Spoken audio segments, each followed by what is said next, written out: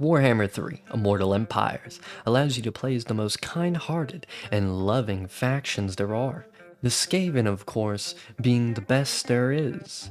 We'll be starting this campaign as Claw, as he loves sharing his beautiful warp fire with his enemies' faces, as well as massive war crimes that break the Geneva Convention.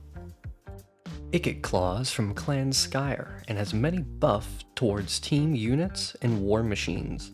The Skaven's main playstyle is overwhelming numbers and advanced weaponry to annihilate anything that moves. Starting in a dump in the middle of a swamp, we decide to say hello to the neighbors and ask for some warped garlic bread. They decline, as we are rats, and attack us. Defending ourselves, we are armed with rattling gunners, Jezebeli lock shooters, and doom flayers. Our lock shooters start gifting the enemy warp bullets to their skulls. Shortly after, our rattling gunners follow suit, turning them into fine paces for later consumption. Claw, in the meantime, is using Skaven warp magic to smite warp lightning at groups of unsuspecting soldiers. Then, Claw pulls out his secret weapon, a shiny brass orb he picked up because he thought it was neat. Using the orb's magic, it pulls enemies together so he can obliterate them with warp lightning. Winning against the cruel and savage empire, we decide to turn them into tonight's dinner, as we still didn't have any warped garlic bread. Going to the Forbidden Kitchen, we have options to enhance Skaven's cooking technology, such as doom wheels, doom flayers, and anything kills other things and turns them into food. The most important of these techs is doom rockets, which make our enemies die and become perfectly roasted. Looking at our surrounding neighbors and strategizing who is the best option for rapid expansionism of our kitchen and clan, we choose to go south and take the coast. This decision was reinforced as more the Shadow Granny showed up to teach those cruel Skaven racists who's boss. Indirectly, it stops me from going west due to the stone of rat repellent he brought with him. Going to expand south, Saltspire had the same idea, but in reverse. Not knowing what the best course of action was, I look at the map and decide it's my only option to continue south. In the meantime, we found some warped garlic bread, so we ate comfortably for a while. Saltspire, being a cuck, took the castle before I could. My new plan was to grow and wait for the right opportunity to strike. Apparently, the Shadow Granny developed nuclear bombs during turn transitions and wiped the Empire off the face of the Earth. With all of the West belonging to Granny, I knew it wasn't long till he set his eyes on my stockpiles of warped garlic bread. I hired a well-respected kitchen warlord named Bok to protect our stockpiles, while I'm gone taking the south from the undead fish. Giving him the most cost-effective soldiers, slaves from the kitchen, declaring war while the undead fish people are away was my perfect opportunity to strike. Starting the siege, flanking them on both sides of the city was the best strategy to split their low numbers even lower. Our sheer numbers would overpower them as we shot from afar and took the walls with minimal casualties. Our battering ram took the most losses due to flying bats swarming them. It was not in vain, as they were swiftly avenged by rattling gunners. With the morale of the enemy gone, they decided to die by turning into ashes in front of me, scarring me for life. With the city captured, I dumped all of our warped garlic bread into the city to increase our cooking potential. At the cost of starving our slaves, it was well worth it. The undead fish princess wanted peace for whatever reason. I thought of agreeing, but then remembered a recipe to make warped garlic bread out of undead fish people. As predicted, the Granny Walker declared war for my stockpiles. Building an undercity under an undercity of dwarves makes sense. In the near future, taking this capital will give us buffs for our weapon teams and have them cost less. More rockets. The undead fish lady attacked our new city and didn't expect us to fight back, with nukes. Starting the battle, it was a stalemate as no one moved. I sent a brave battalion of Skaven to negotiate for peace. They then killed most of them as they approached. Horrified by the enemy's barbaric tactics, we sent more units to help the fleeing units retreat. But they were holding our negotiators in place. We surrounded them and overcame most of their melee units. This was a great time to show we don't negotiate with barbaric savages. No, no, no, no, no, no, no. Wait. Oh look, Granny showed up. Saying we will lose, I don't believe it, as these are the finest soldiers here we have. Nothing to worry about. One war crime later, we lost. We did weaken them. Hoping our main city can defend itself now, we hired another kitchen warlord for the city. Fish Lady wanted peace. I said no, then ate them and their undead families. At the same time, Granny showed up again, attacking our main capital.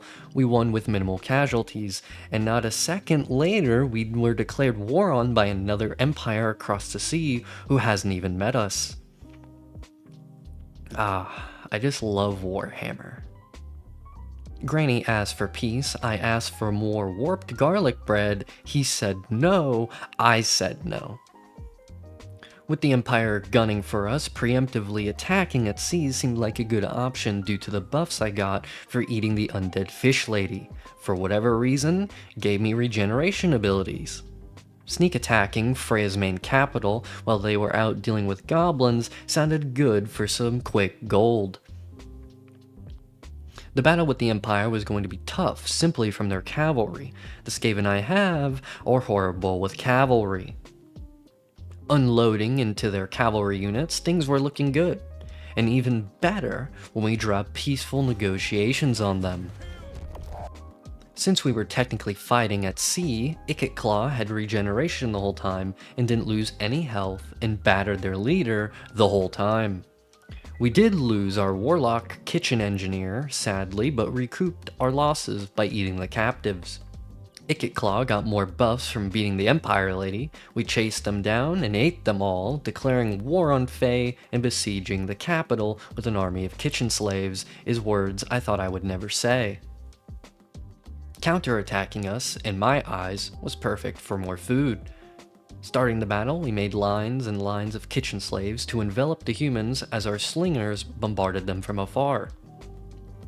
Things were looking well, as we flanked them completely and had reinforcements come from nearby underground kitchens. After a long war of attrition, they broke and fled from my army of kitchen slaves. Sacking the city for all it's worth and running away, I thought, what if we go back and put an embassy in their city to improve relations? So I did. Granny crossed the sea to commit die again, but without the peaceful negotiations this time, there was more to eat. In the embassy we built underground highways to make it easier to take tributes from the friendly humans who've been converted to like our food. Another kitchen warlord later, we're protecting even more stockpiles, letting Claw return home. The Tomb Kings took the organs out of the humans below us, finishing that war. They were quite friendly. One of the warlords was hiding 7 grand from me up his ass somewhere. No idea where he got that. Setting an ambush for Granny to convert them into delicious delicacies. It worked, and now it's time to cook. Warp-locked Jezebelese shooters from the back, rattling gunners from the side, warp fire throwers, and globadiers flanking. I forgot how many units there were, and that they can hide mere feet away from my Skaven as we have poor eyesight. Shooting, burning, and gassing the beasts till they ran.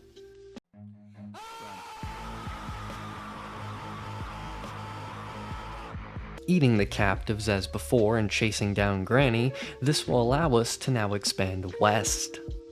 Catching up to the fleeing and injured forces of Granny, we fought to claim the west as our own.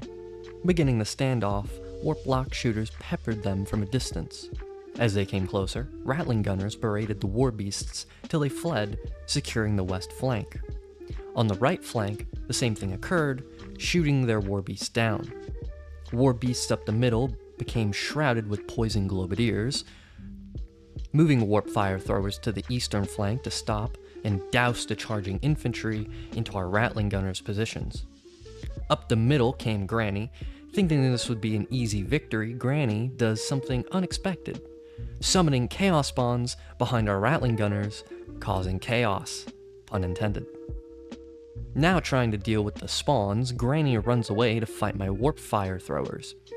Even with my anti-large poison globadiers, these things don't give a fuck and continue wreaking chaos. The good news is, most of his army has fled, giving us breathing room to recuperate. Just when we were about to kill the chaos spawns, he summons more of them. The little shithead doesn't want to die and uses them as bait as he retreats further. I, however, sent Claw to catch him. His chaos spawns fight off my melee units and are coming to protect their master now. I, on the other hand, due to the same bullshit tactics he used, I summoned my own little battalion to stop the spawns from interrupting our legendary battle. For some reason, both of our brains shut off as we stood and looked at each other for a while. We won, and I Beybladed all around Granny to finish him off. Getting more units, it's time to get the second Wind Serum. This heals me and gives me 12 melee defense whenever Claw casts any spell, and it lasts for 15 seconds. Getting my forces over to Granny's only settlement, they attacked my army that's besieging them, which was my plan, as I had stopped them from recruiting so they'd have less forces when we fully attacked. To sum this up, one of my lords found a shiny sheet of metal and wanted to take it for himself. I took it from him, upsetting him, and then made it into armor and then gave it to him. Otherwise, he would have hoarded it and never used it for any reason. Taking Granny's capital with our two main forces was very easy, as we had already destroyed their main army. Finding the bullshittery spell he used called Spirit Essence of Chaos, I learned it wasn't a spell, it's just something that kinda happens over time. He can just summon them every 2 minutes, infinitely, and not give a fuck. Auto-resolving with a decisive victory, we now claim the West as our own. For defeating Granny, Claw got a delicious 15% missile resistance. Taking settlement after settlement was easy, only having to deal with the chaos that was left behind. I sent someone north to discover more empires, and we ransacked some pirates for some easy gold. Scrag the Slaughterer wanted a trade agreement, and since we both eat people, I agreed. Noticing a rogue army of humans in my territory, I declared war on them and ate them all alive with our kitchen slaves. The Bloody Hands wanted a non-aggression pact. I denied them, as I was sooner or later going to expand their way. One of my lords says some Skaven have been experimenting with rocket boots, and I said, fuck yeah, I wanna fly. Looking at the map, I want to move east and take the dwarves. Mostly, I want to capture Karak Izor, for it has a monument that buffs my team units called Copper Mountain. One of my warlocks blew themselves up in a special warpstone dust, which, when ingested, you can see the future and become a godly menace. Basically, it's warp cocaine, and they snort handfuls of the stuff. A new makeover for my main lord's army, as well as finding heavy iron that gives everyone more armor and armor-piercing damage, which is perfect, because I'm about to obtain the Storm Demon, or Daemon, however the fuck you say this shit. Needing to murder lizard people to get it, this was going to be easy. After listening to Claw's rant about death and watching Warpstone fall from the sky, it was time to kill. Moving our forces forward, I had Rattling gunners and warp fire throwers in the middle, Jezebeliers at the ends, and Globadiers behind the middle force. We were going to blow them to oblivion. Watching the carnage, they had no hope. Warp fire and Globadiers did the most damage, as Rattling gunners kept any forces from reaching us. Their leader charged and got shown firsthand of what Skaven kitchen cutlery can do to you. Sending everyone running for their lives, I didn't notice some brave archers on our east flank, probably due to us having shit eyesight. The lizards brought reinforcements containing their main leader, able to unleash the Hammer of Dawn upon us. Needing to change our stance for the new battle, I have a few units hold back the reinforcements, making them noble heroes that will be forgotten after the battle. Storm Vermin doing well, killing the hero, the Ratling Gunners focus shooting the pterodactyls down. Our army almost in position, the reinforcements getting closer, and for some reason they're ignoring our Storm Vermin and Ratling Gunners right beside them for no reason I can think of. No matter, they will all die the same as the last lizards. Warp Lock Shooters starting the bombardment, followed by Poisoned Wind Mortars, and then Ratling Gunners. This became a slaughter. I just wanted the Warp Stone. They wanted death, I was happy to oblige. Thinking ahead, I know their lord will use the Hammer of Dawn any moment. I summon kitchen slaves to take the brunt of it. And I was right.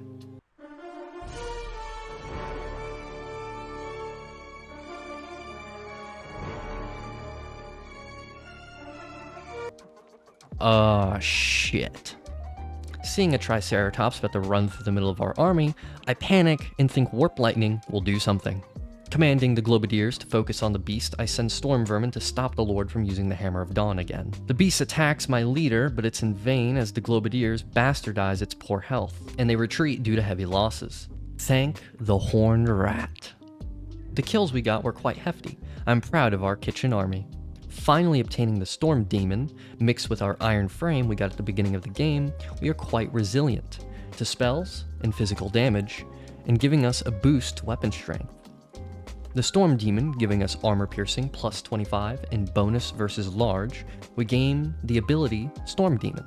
Yes, same name as the weapon. It is a magic missile spell that does high amount of piercing damage and explosion damage, with magical damage type. It's mostly used for lords or heroes since it's a single blast. Jumping to slaves, plundering a bunch of pirates, they gain 5,000 gold and 1,500 experience. Broken War Axe wants non-aggression as they think I'll murder them, but I won't. Not yet anyway. Building a workshop in the embassy I made in the Dwarven City because they said I could, without any ill intentions. Little did they know, they're probably gonna die in a little bit. Oron began the Wild Hunt, meaning the Wood Elves are about to go apeshit on everyone who isn't them. The bigots. Raiding more pirates, even though there's a crisis, I don't really care. Attacking the Broken Axe, where I have a level 5 embassy, which gives me 200% more from looting because we're greedy, filthy rats. Putting Globadiers in the front, behind them Ratling Gunners, and then the Mortars. Warp Grinders on the ends to break down their walls, which will let my Warp Fire Throwers flood in. Jezebeli Lock Shooters in the back of the army to pick off stragglers if there are any. This is peak strategy with these war crime units. Mortars go off first, commencing the slaughter. Then all hell breaks loose upon them. If they try to stay on the wall, they will die. If they run out, they'll also die. The best strategy they can do is run away and let me come to them. But they're not that bright and keep trying to get up on the wall. Having the wall shattered, we can rain hellfire and cook to our heart's content. What are you doing? That's a wall. Why are you shooting the wall, you idiots?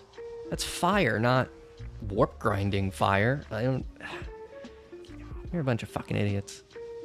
Moving in the World War I flamers to burn the rest of the survivors alive, I have Ikiclaw take the point so he gets rid of the rest of their morale.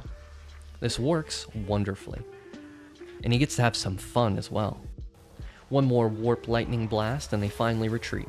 Looking at the damage numbers of the mortars being 16,000 is pretty good. But that isn't a high enough number for me. I need it higher. The Poison Globadiers did just as good as the mortars. They make me proud doing such amazing war crimes. I found a weird anomaly though. My Storm Vermin have 21 kills.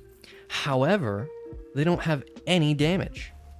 None at all. So either they're lying to me about getting 21 kills, or they just said die and then the enemy proceeded to commit die. Asking for peace as I'm about to sack their main capital, you can guess what I said to them. Someone razed the city that I had an undercity at and destroyed it. Those dickheads. Another siege of the Greenskins and many war crimes later, we easily overtook them with the exact same tactics we used at the last siege, except this time Claw got more involved on the wall. With warp fire throwers flanking and taking the west flank, this battle was over before it began. 23,000 damage this time. With the mortars, they're so beautiful. Sacking for 10 grand is also quite delish.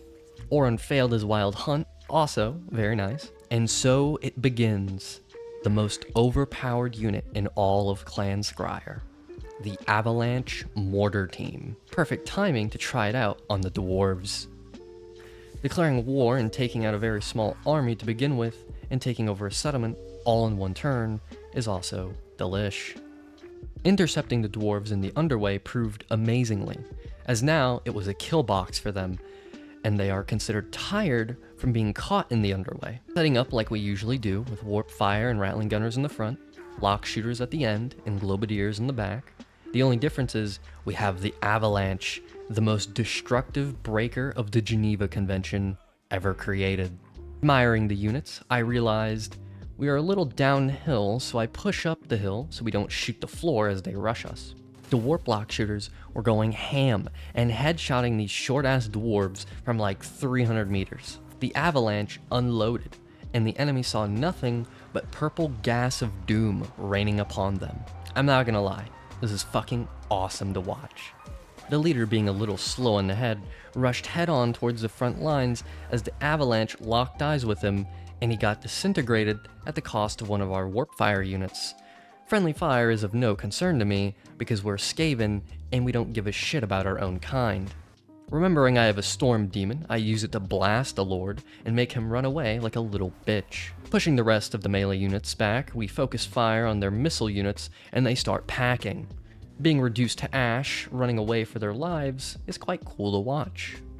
Oh my, 42,000 damage. Oh fuck yeah. I think that's the highest I've seen it, 42,000. Oh yeah. You know what's better than nukes? Dirty bombs. Fire in the hole!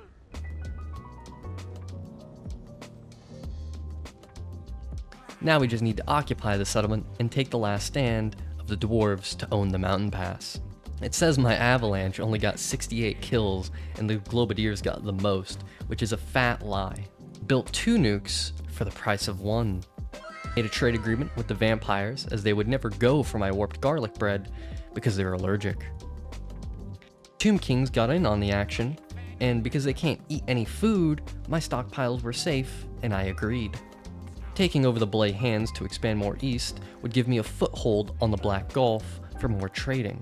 Fighting the Great Green Shithead at the city seemed great, as we can blow them up from a distance. Doing the same strategy as before, but now we had warp grinders into the back with warp fire throwers to distract some of the forces from the main gate. All in all, it went pretty well. As long as Claw casted spells, he would never get low on health. The flank we had to go around the back of the castle was outnumbered and got flanked on, ironically. Found the Great Green Shithead and he's running away like the great green bitch he is. Setting rattling gunners up to mow down anyone making flanks or coming to their victory point. Having warp fire throwers return to try and take the morale victory point would help get rid of the less threatening units, but by this point, it didn't really matter as there was so few of them left, it was more to taunt and shame them. Seeing a hero run towards my rattling gunners, I told him to open fire immediately, hoping he would run away. I had nothing to worry about because I looked away and looked back and not even 5 seconds had passed and they riddled him with so many bullets that I couldn't even see him die. Those are some overpowered units. Again, Warp Lightning makes everyone flee and winning the battle in the process. Taking more settlements, I want to expand north and kill the dwarves on the eastern coast. More cucks raised my undercities. Killing more pirates for loot and getting a little rambunctious because I hate dwarves, I attacked the rogue sea dwarfs, the black buckthorn. I thought of auto-resolving, but I wanted to feel the damage I could do to these annoying pests. Same setup as we always do, because it works. And a stalemate happens. I move up a tad so Claw's special artillery team called the Zap to get them to come to us. Zap has a unique effect. When it hits anyone, they have 10 seconds added to any cooldowns that they have, which is quite good against heroes and lords or any units that can cast anything as abilities or spells. Watching the Lockshires do work is so satisfying to me. I could watch them snipe for hours and love every second of it. Just look at them. They're so cute. The Avalanche starts its bombarding runs, and the war is about to be over. The leader, being a badass who's about to die, rushes the warp fire throwers head on, like the last one. Him not thinking I would bomb my own men to kill him, I show him my men are very expendable. I send Ikitclaw to attack him, and he was scared shitless by Ikitclaw so much his morale plummeted to 0 and ran away. So I told all of my Globadiers and Mortars to unleash hell on him for being a coward, and oh boy, they did not disappoint. He got Hiroshima and Nagasaki, just like their main homeland was. He was bombarded so hard, they popped his head off with gas. Truly a masterpiece. Taking the last settlement to make the Providence, we had kin across the Black Gulf. More accurately, it was Clan Moras. Wanting to have kin as friends, I had a plan to increase relations. More settlements and making another army full of monstrosities to show our rivals how brutal we can be. Signing a non-aggression pact with Moors to help build trust. Killing more dwarves and taking settlements. Killing greenskins and taking their settlements as well. Here's my plan. Give all the settlements that the dwarves own that's on the other side of the Black Gulf, so they love me for millennia as they come. Doing trade with Vlad, as I could use him as an ally because he can protect our clan from invaders coming from the north. I also give him settlements that I don't want to protect that are too far north of me. Killing the Bloody Hands army again, we're taking over their final settlements. Back with Ikitclaw, we're taking the dwarves' final settlement, as well as owning all of their land. I give it all to Clan Moors to increase relations and not have to worry about our eastern flank. Looking at how close we are for a small victory, I want to end this campaign killing all the Wood Elves, as doing a long victory would take me 4 millennia. Now making Vlad my ally, we're defended from the north. The last settlement for the Greenskins, I'll go over this quickly as it's the same old war crimes but with a little extra kick from our Warlock engineer, buffing the hell out of all our troops, increasing their reload and accuracy. I have a Doom Wheel and Doom Flares take the victory point by themselves, which destroys the Greenskins' morale, winning the city. The Greenskins have been eaten to extinction, and now it is time to expand to the Wood Elves. Because I have a 10 in luck, I made 2 rockets for the price of 1 again. The eastern flank is protected by Clan Moors, and the northeastern is protected by Vlad. The south is ruled by the Empire, but they don't seem to care for me. So north of the Blighted Marches and the Vaults, the Wood Elves are the only problem. After we defeat the Wood Elves, our clan will be in prosperity for millennia to come. Just as I was getting ready to burn the trees down, they declared war on me, which was perfect as I was about to do the same thing to them. I didn't call my allies to help as I wanted this to be personal. Making an Eshin army to protect the west from invaders seemed like a good idea. Otoroli? Or Torali? However the fuck you say her name, was coming, and my slaves would die if I attacked, so I waited for them to come to me. Sending my Eshin army as reinforcements, I just had to hope they would arrive in time. In a predicament, Vlad declared war on Clan Mulder. I had to accept, or Vlad would no longer protect my north borders. I'm sorry, brother, but this is the price to pay for peace. Taking the small outposts the tree people made was easy with our army of monsters and war beasts.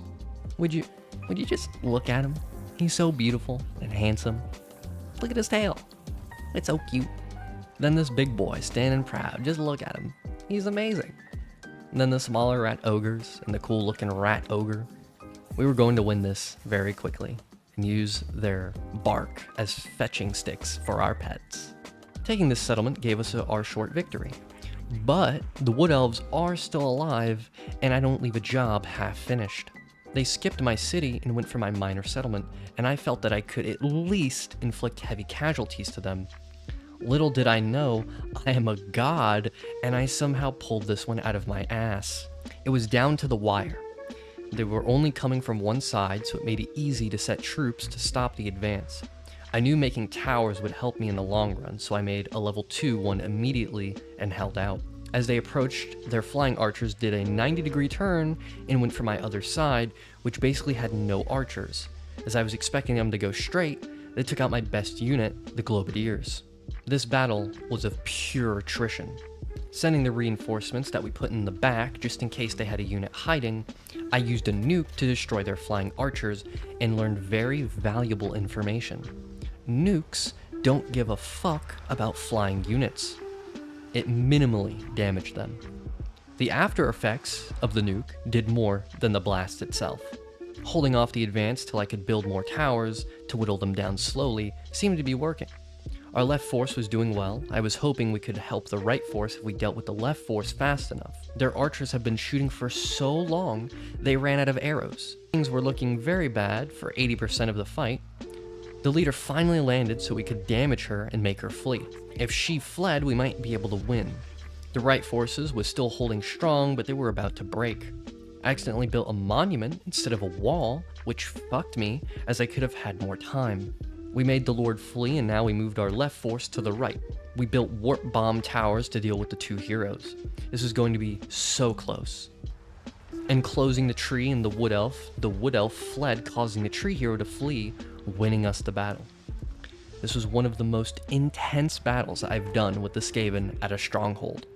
It was satisfying to win with very low chances. Then, to make me feel better, I got sweet revenge on them as they fled and we scored an ambush.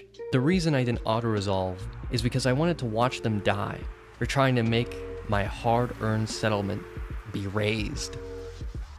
It was delicious. The Lord died instantly, and we completely surrounded them with kitchen slaves. My main focus was the tree hero.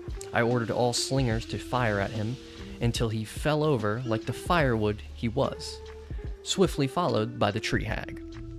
"The end is nigh," said the dwarves. "In 10 turns, we would all die." How unfortunate. I took tree after tree, settling in them, the forces of the wood elves into captivity or food, and finally reaching their sacred tree of ages and burning it down made us immune to the attrition of the magical forest. Having 4 nukes, I decided to use some.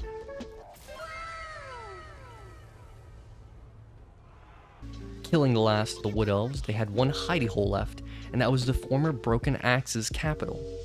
However, there were some French nearby, and I helped them out with directions.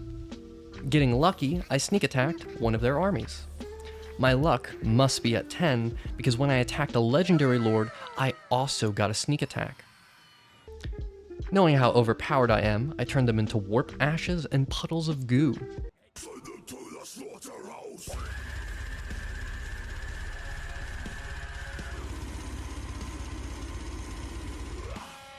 Another nuke, because I can.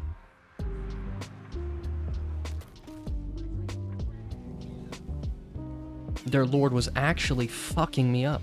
I cast spells to gain health back and ran towards my Rattling gunners. They riddled him with bullets. He was Swiss cheese by the time he even hit the floor. Tactical nuke incoming!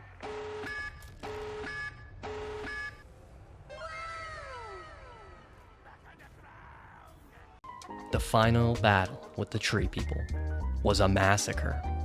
We had reinforcements coming from our left, and enemy reinforcements coming from our right, which is odd. I didn't know that they could spawn on my side. They had no chances of getting to us. The Lord, I thought, would get at least to the front lines, but oh my Kaisar, he got Hiroshima'd so hard he was stun-locked into death. The carnage. I turned my Globadiers around and destroyed the reinforcements easily. The avalanche did the most work. Taking the final capital of the tree people, we had won. I wasn't going to waste our last nuke, of course, so I bombed some elves nearby and sent them packing. Run.